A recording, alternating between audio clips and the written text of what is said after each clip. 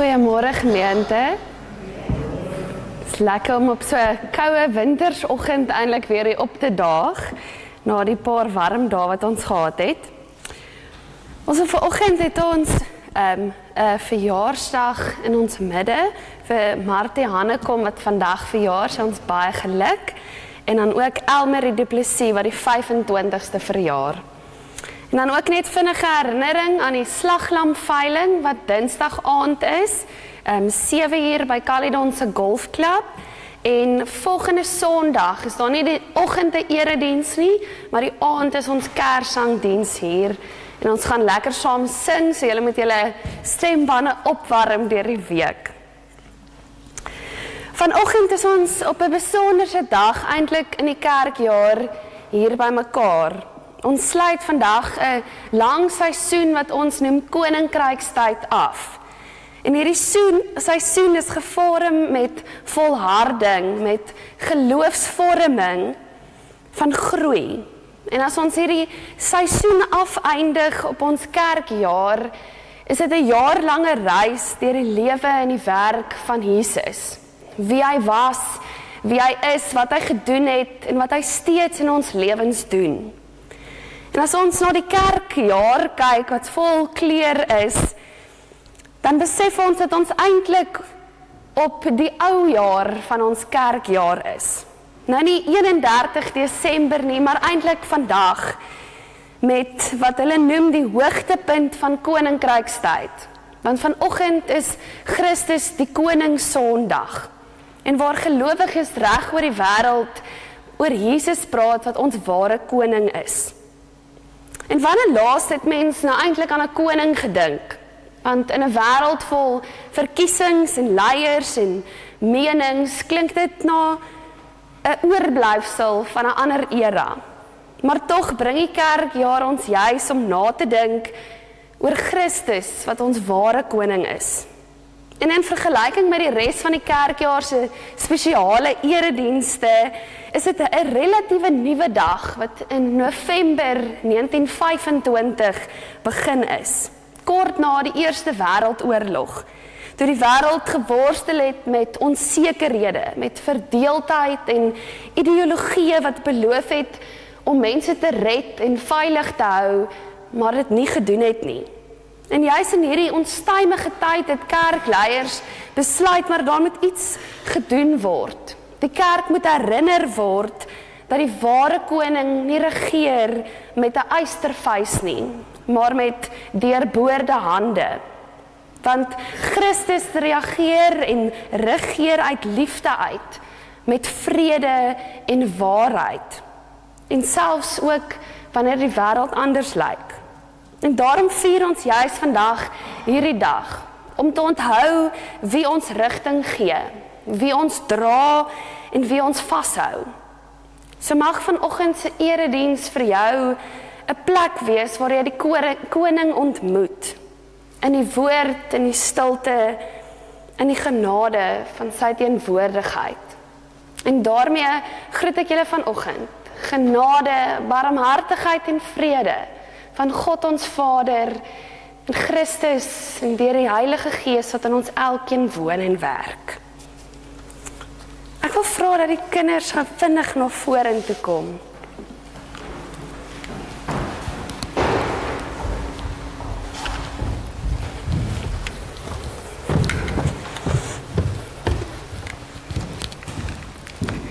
So wie van julle kan vir my sê, wat gebeur volgende week?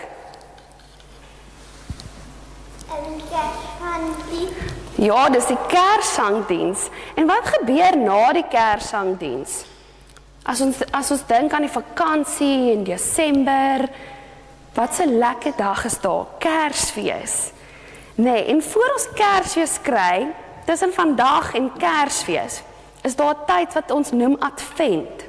En dis ons begin van die kerkjaar, wat ons eintlik dink oor Jesus wat vir ons gebore is, en hoe spesiaal hy vir ons is. En vandag, as mens nou terugdink aan die hele jaar wat ons deurgegaan het, as ons daar kyk na, ons het Paasfees gehad, en ons het Hemelvaart gehad, en Pinkster, en hoe Jesus in ons lewe werk, dan is vandag eintlik 'n baie spesiale dag, wat ons soos 'n verjaarsdag vier, of 'n fees vier oor iemand in ons lewe. En vandag gaan ons bietjie gesels oor 'n teks wat Jesus kom sê, dat hy vir ons soos 'n herder is. Want sien julle daar, die herder stap voor en dan die skapies volg mooi agter hom. En hy pas ons op en hy hou ons veilig en hy wys vir ons die pad. Maar Jesus is nie net 'n herder nie, hy is ook ons koning. Maar hy is 'n koning wat 'n doringkrans op sy kop gedra het, toe hy aan die kruis vir ons sondes gesterf het. So God kom sê dat Jesus is anders as wat die wêreld vir ons verduidelik. Jesus is iemand wat sag is en met liefde saam met ons die pad stap. Hy los nie die skapies daar een kant nie, hy is elke dag saam met ons. En hy is lief vir ons en hy pas ons op. En hy stap elke tree van die pad saam met ons. Soos wat hy al deur hierdie hele jaar saam met ons gestap het en nog steeds aanstap. So julle moet in hierdie tyd wat ons gaan tot voor Kersfees, moet my so bewus wees oor hoe Jesus na ons toe gekom het en vir ons lief is. En dat ons sy voorbeeld moet volg. OK, gaan julle dit onthou? En dan sien ons weer volgende week uit die Kerssangdiens, gaan ons lekker saam sing. Maar julle het vandag ook iets lekkers, so julle kan daar agter na oom Ivan toe gaan, want oom Ivan gaan iewersheen gaan met julle. So julle kan saam met hom stap, dan is daar 'n verrassing vir julle.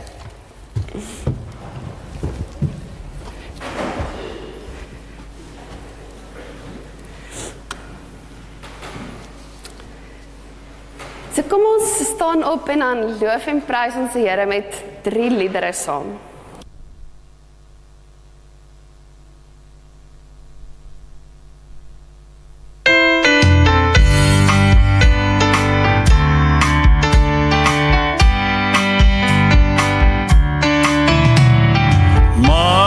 Majesteit, glansryke heerlikheid, ons wil Jesus die koning orde bewys.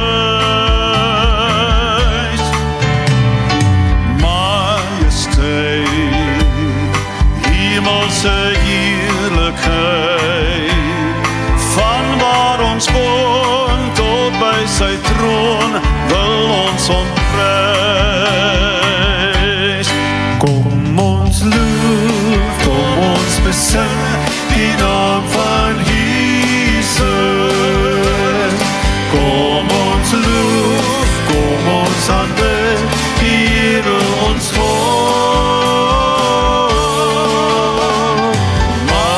Majesteit, heilige heerlikheid, hy het gesterf, ons heil verwerf, hy het oorwin.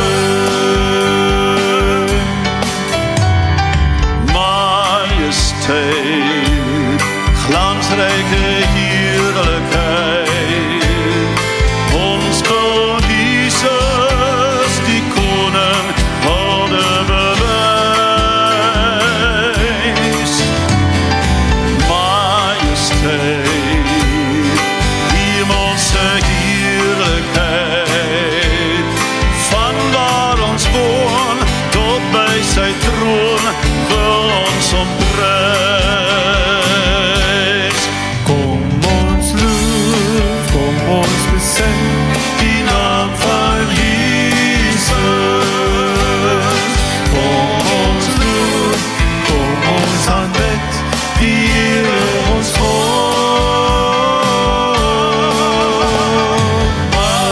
Majesteit, heilige heerlikheid, hy het gesterf, ons heil verwerf, hy het oorwin. Kom ons loof, kom ons besing die naam van Jesus. Kom ons loof, kom ons aanbid die Here ons God. Majesteit, heilige heerlikheid, hy het gesterf, ons heil verwerf, hy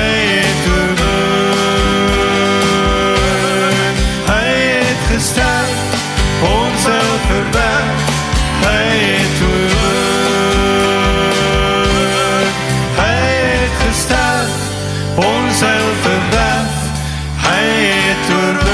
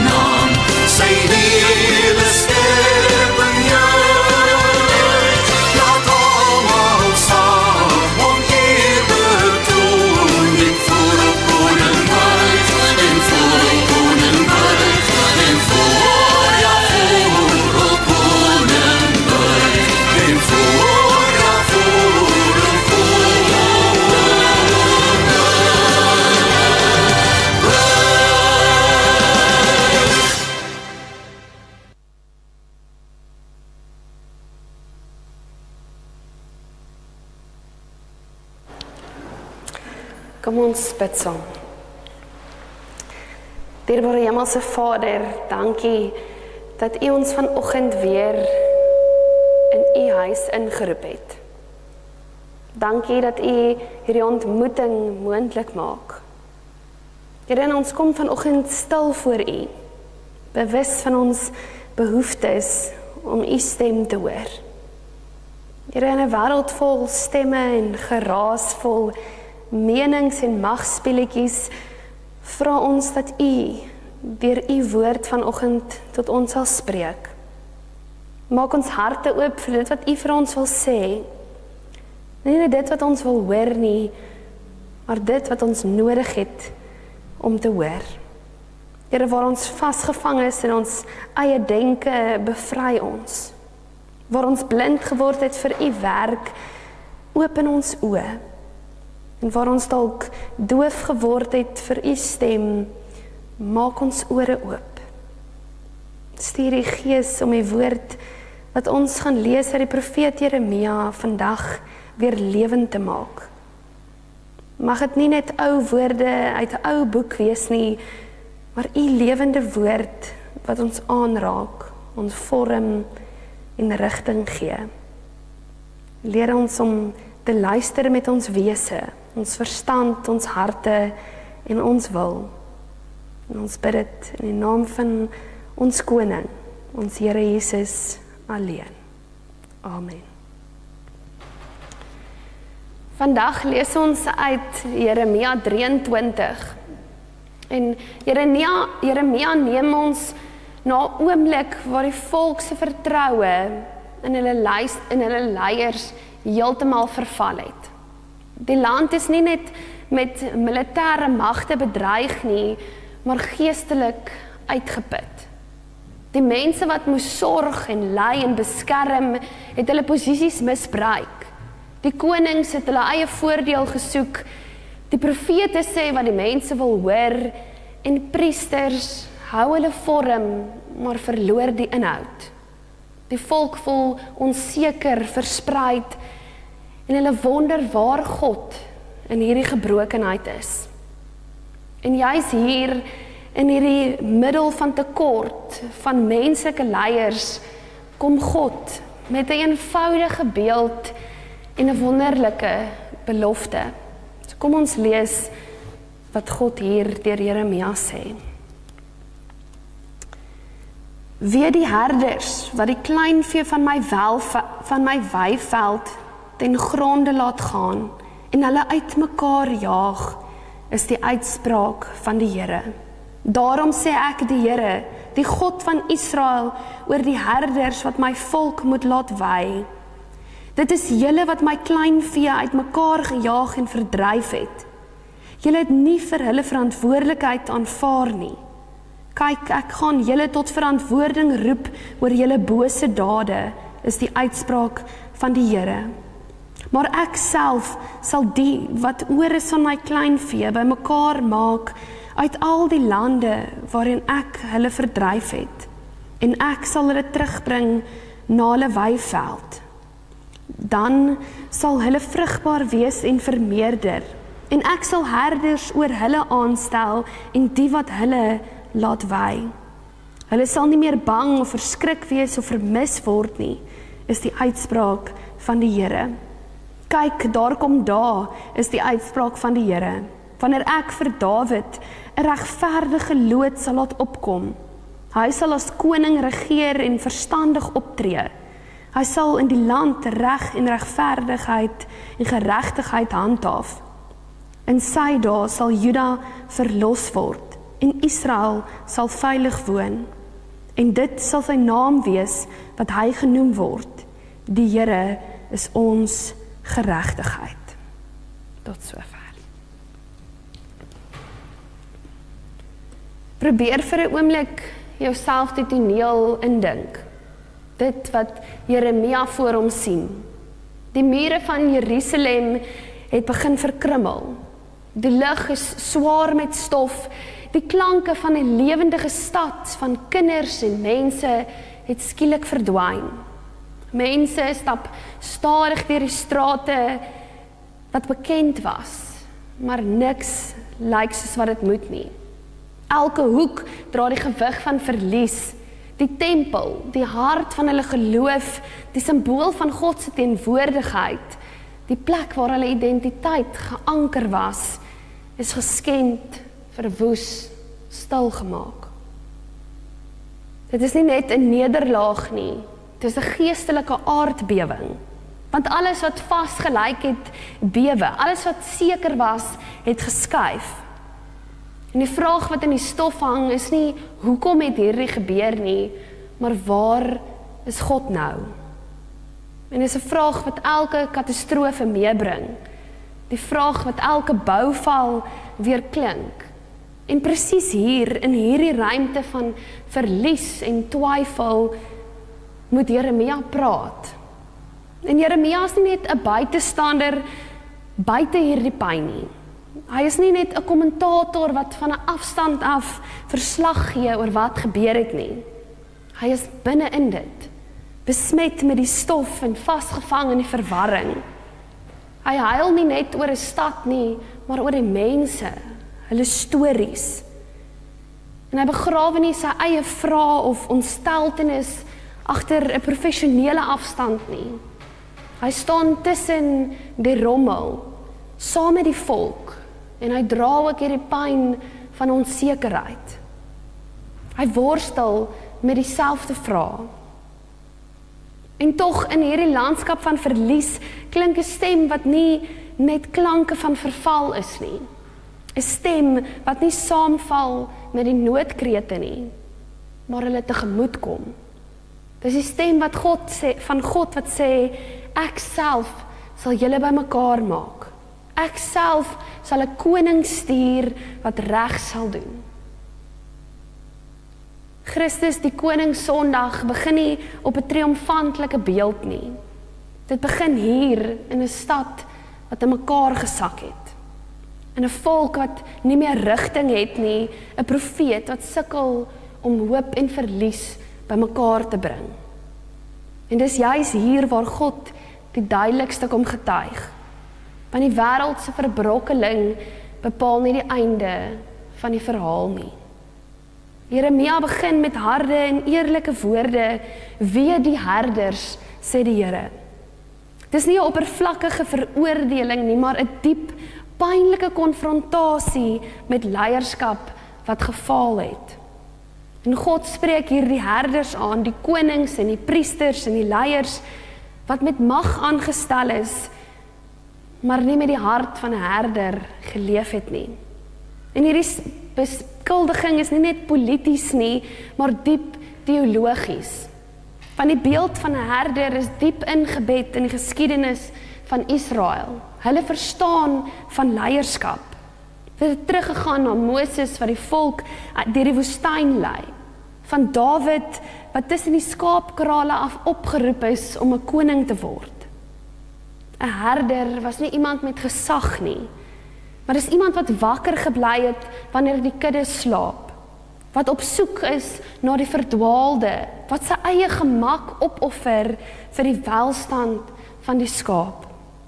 En hierdie herders van Jerusalem het hierdie basisroeping verraai.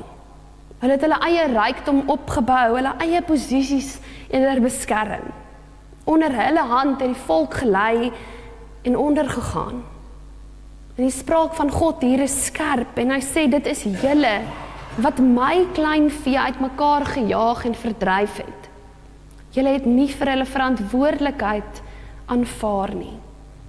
En hier kom wys God sy hart, want God se woede is nie koud of op 'n afstand nie.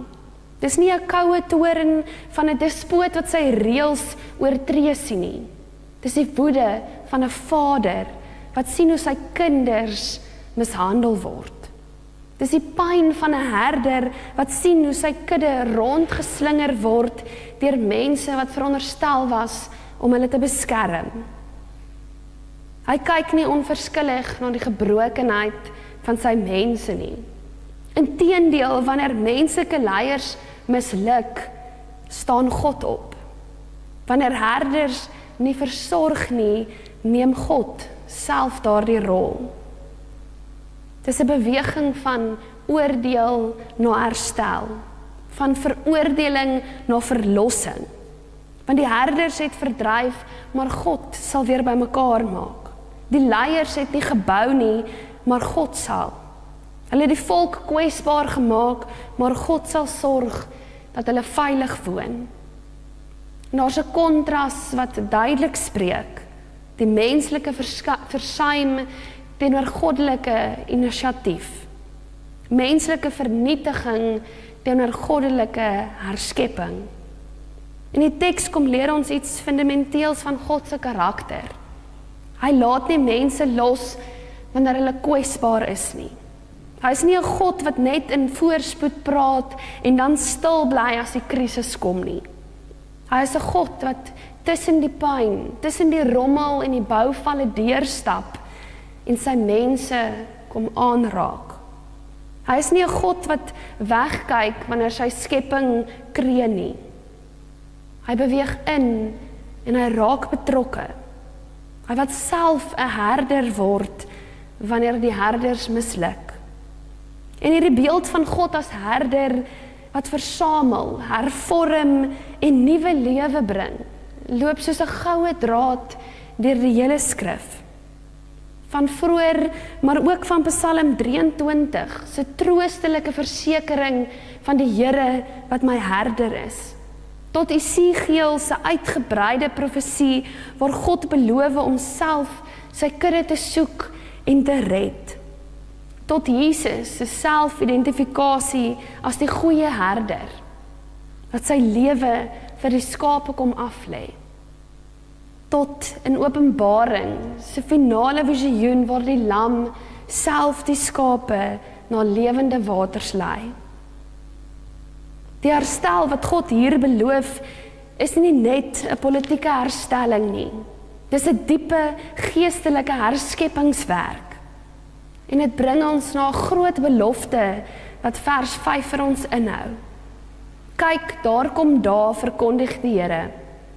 Die eskatologiese hoop, die taal van 'n toekoms wat God self kom skep. Dis God wat sê, ek is nog nie klaar nie. Julle sien net die verkrummelende mure, die stad wat uitmekaar uitval, maar ek sien groei wat daaruit kan plaasvind.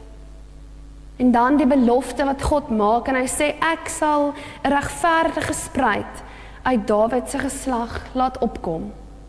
Hierdie beeld is opvallend sag.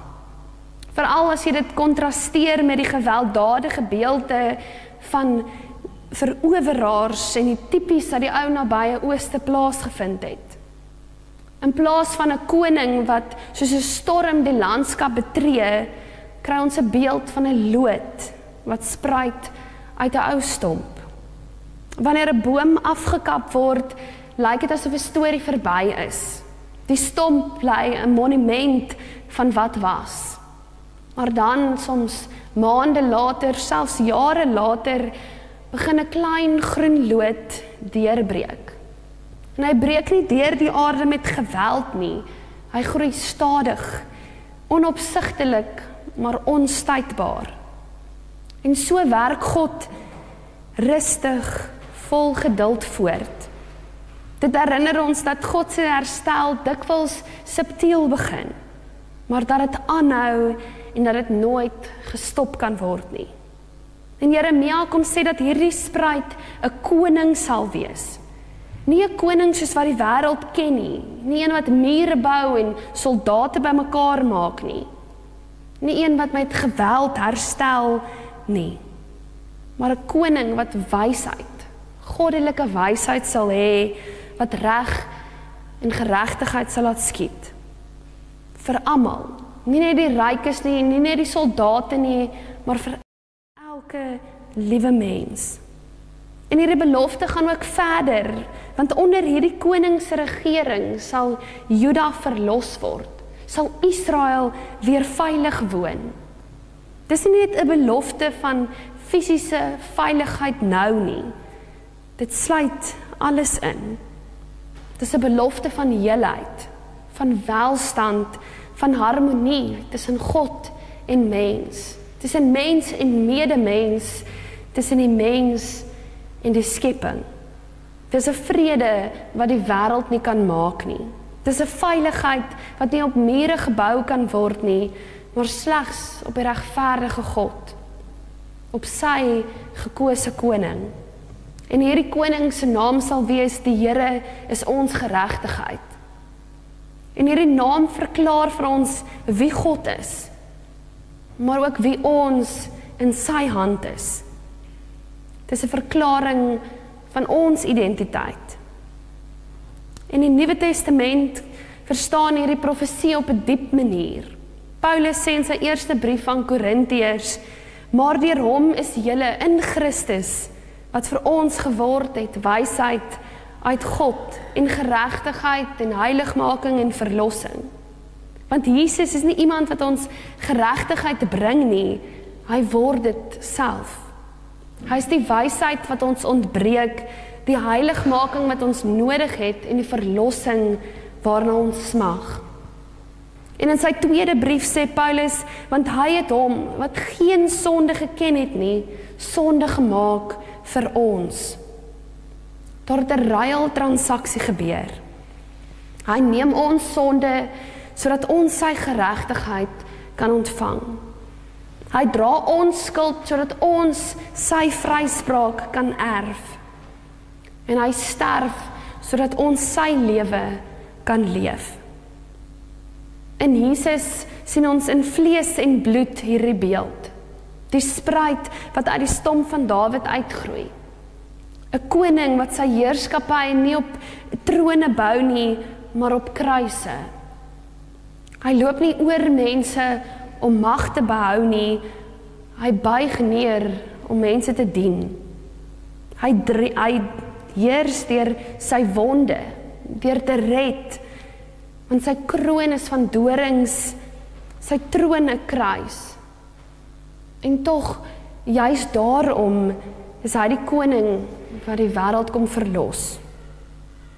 En wanneer ons dan op Christus die Koning Sondag hieroor nadink en hoekom ons dit vier, is dit nie 'n triomfantelike oomblik nie, maar ons vier 'n ander soort heerskappy.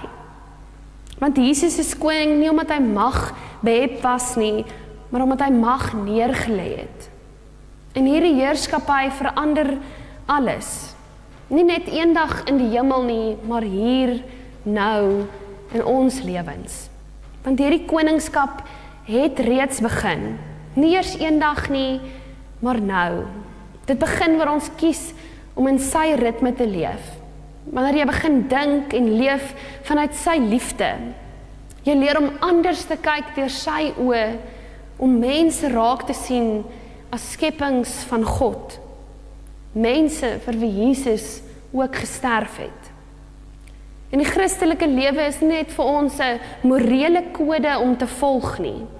Dis 'n nuwe manier van in die wêreld teenwoordig wees. Dis 'n nuwe manier om die werklikheid te interpreteer. Want waar ander net bouvalle sien, sien ons ruimte vir nuwe lewe. Waar ander gebrokenheid raak sien, soek ons na die spruite wat God laat opkom. Die tekens van sy stil werk. Die voorlopers van sy herstel. Maar as ons eerlik is dit moeilik om op so 'n manier te leef. Dit vereis dat ons soms teen die stroom moet swem. Dat ons keuses moet maak wat die wêreld nie verwag nie. Dit vra dat ons vergifnis gee wanneer wraak natuurliker voel. Wanneer ons dien, wanneer selfbeskerming eintlik meer sin maak. Of waar ons moet gee, waar ons so graag eerder wil opgaar.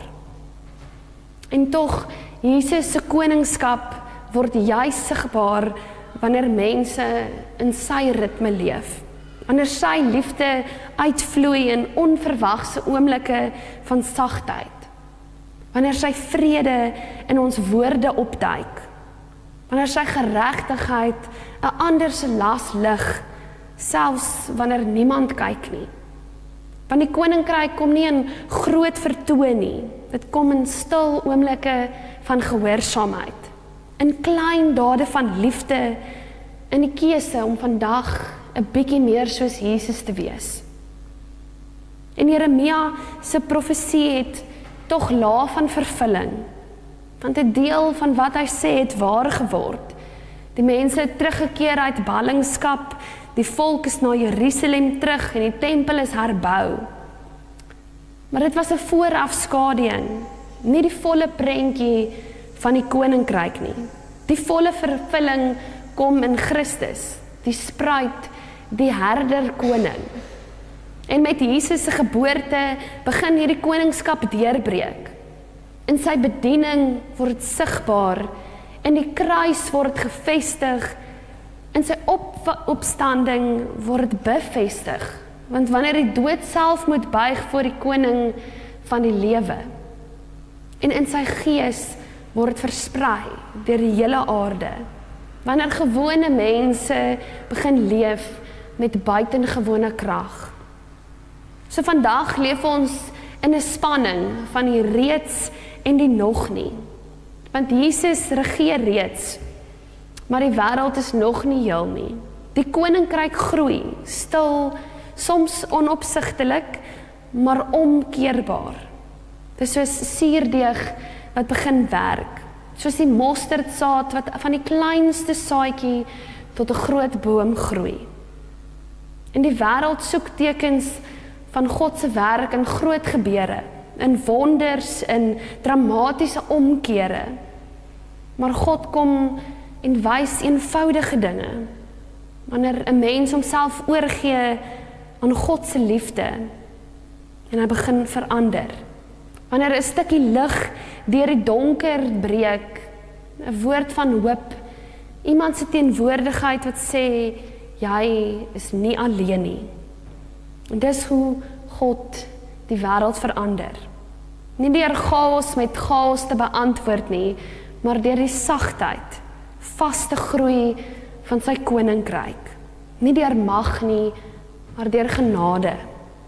En die mure van Jerusalem het geval, maar God het nie verdwyn nie. Hy het binne getree, hy het inbeweeg, en hy beweeg steeds in. Hy beweeg steeds in ons gebroke wêreld. Hy tree in en hy sê, ek is hier, ek het jou nie vergeet nie. Wanneer jy voel of die mure van jou lewe besig is om te verkrummel, wanneer jou hoop bewe en jou rigting onduidelik raak, kom hy nader. Hy kom en hy sê, ek is nie op 'n afstand nie, ek is hier by jou. En om onder sy koningskap te leef, beteken ook om ons eie lewens in sy hande te plaas. Want dit beteken om op te staan uit hierdie pyn en te sê, die Here is my geregtigheid. Nie omdat ek perfek is nie, nie omdat ek genoeg gedoen het nie, nie omdat ek het verdien nie, maar omdat hy getrou is, omdat hy dit beloof het en omdat hy self my geregtigheid word. Selfs wanneer die wêreld rondom jou in chaos bring. Elke verlies word 'n plek waar nuwe lewe voortbring. Elke bouval 'n ruimte waar Jesus self weer groei. So laat ons vandag hierdie koning herken en hom volg. Nie omdat ons alles verstaan nie, maar omdat hy in ons midde werk, in ons lewens, in ons gemeenskap, in die wêreld se donkerste hoekies. En in daardie werklikheid, in die pyn, in die gebrokenheid en onsekerheid, is herstel moontlik. Is hoop lewendig, is God by ons, getrou, naby, werkend. Want die herder wat bymekaar gemaak het, die spruit wat lewe gee, die koning wat regeer deur liefde, hy is ons Here, ons geregtigheid. En wanneer 'n mens so 'n belofte hoor, kan ons nie anders as om op te staan en saam ook ons geloof te bely nie. Nie omdat ons alles verstaan nie, nie omdat ons hierdie koning gevind het, omdat hy ons gevind het, omdat hy ons geken het en ons gered het. En daarom kan ons bely wie hy is, maar ook wie ons in hom is. So kom ons staan en dan bely ons geloof saam.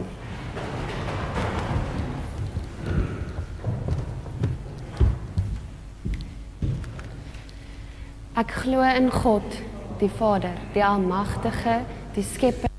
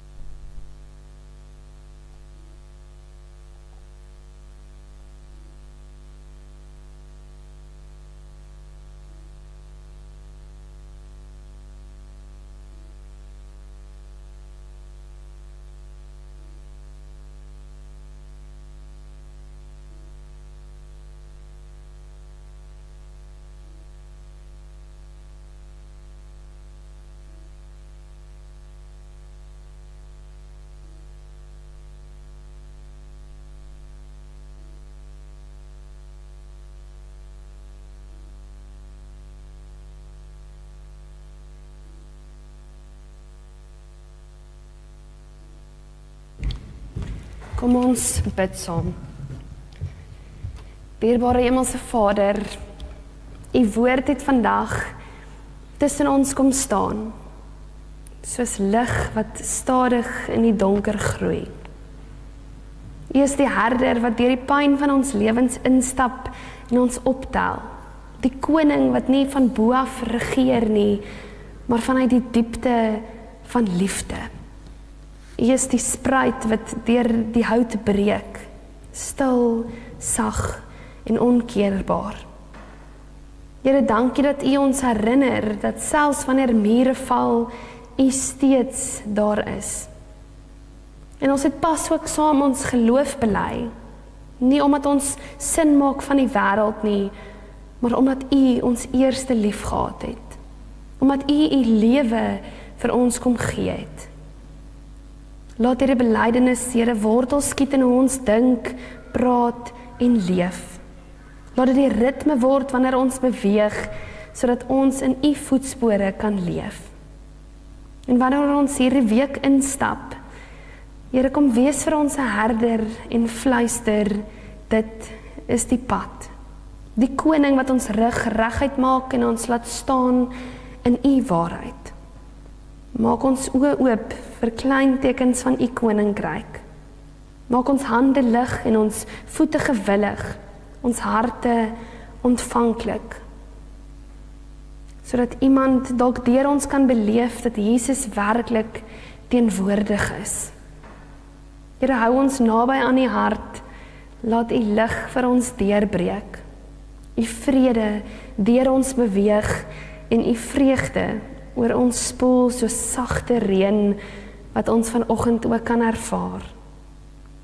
Here, dankie dat U vir ons 'n koning is, dat ons 'n jaar het waar ons telkens deur die ritme van U lewe kan gaan, dat ons kan bely oor U lewe, oor die genade wat in elke tree is. Here, dankie dat ons daaraan kan vashou, dat U ook met elke tree wat ons gee, by ons is. Want U is ons herder en ons koning. Amen. Kom ons dien nou die Here met ons offergawes.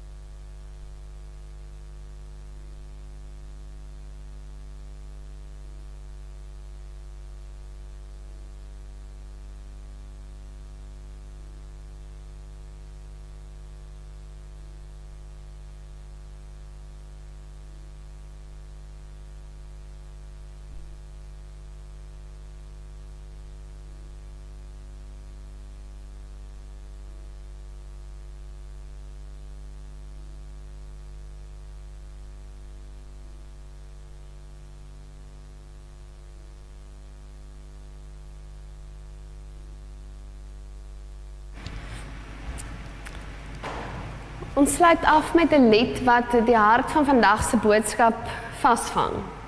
'n Lied wat ons herinner dat ons nie uit eie krag hier uitstap nie.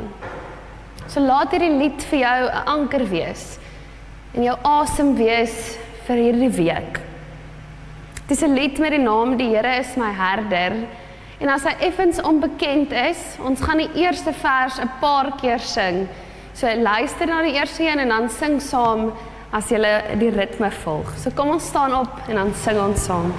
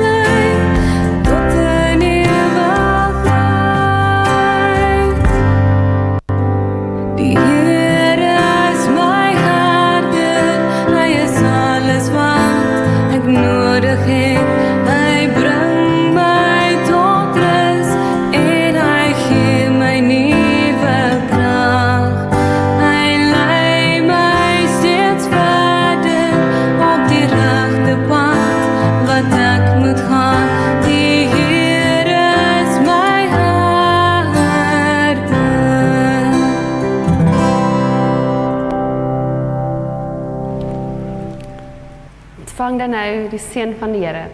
Mag die Here ons herder jou lei en jou vrede gee. Mag Christus jou dra en jou voetspore rig. Mag die Gees jou herinner dat jy nooit alleen stap nie. Gaan leef in sy vrede, uit genade alleen. Amen.